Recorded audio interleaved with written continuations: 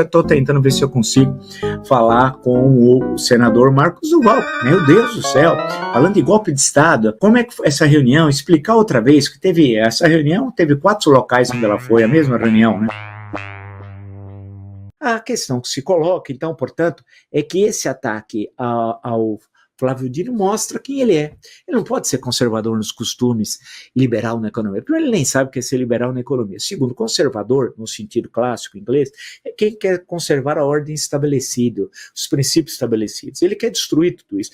Recorde-se, na Embaixada Brasileira, quando estava lá, até o Olavo de Carvalho, que hoje deve estar habitando o inferno, para a tristeza do demônio, certamente, porque o demônio perdeu o poder, né? O Olavo de Carvalho tomou o poder ali, e o que é muito natural, tendo em vista o que ele falava. Não vou falar o que ele pensava, que era um homem tremendo enganador. Sempre disse isso com ele em vida, daí que ele ficava, ele e a esposa me xingando, inclusive com palavras de altíssimo nível, que envolvia até minha mãe.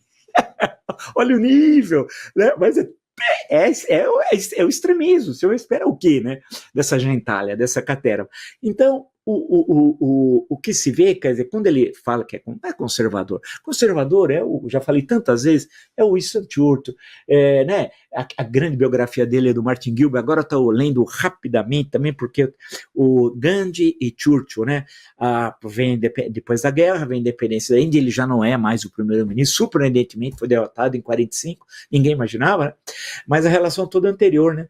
E depois chegando até, vem que foi é um processo que nós conhecemos pouco no Brasil, mas é importante analisar o que foi a independência da Índia e o significado daquilo, a divisão da península em 2 países, a Índia, Paquistão Oriental e Paquistão Ocidental, né? Vamos lembrar, bem, depois é uma longa história, mas não é o caso aqui, é mostrar que o Churchill, quem é o Winston Churchill, né? Esse do Partido Conservador, esse é conservador, né?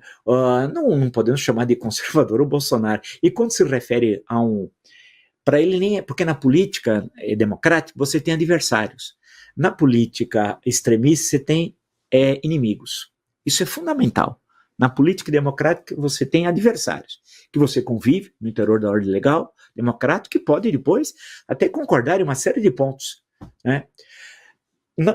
Para os extremistas isso não existe, o outro não é adversário, é inimigo, e que o inimigo não se convive, se elimina, é a visão que eles têm, que é a que o Bolsonaro tem.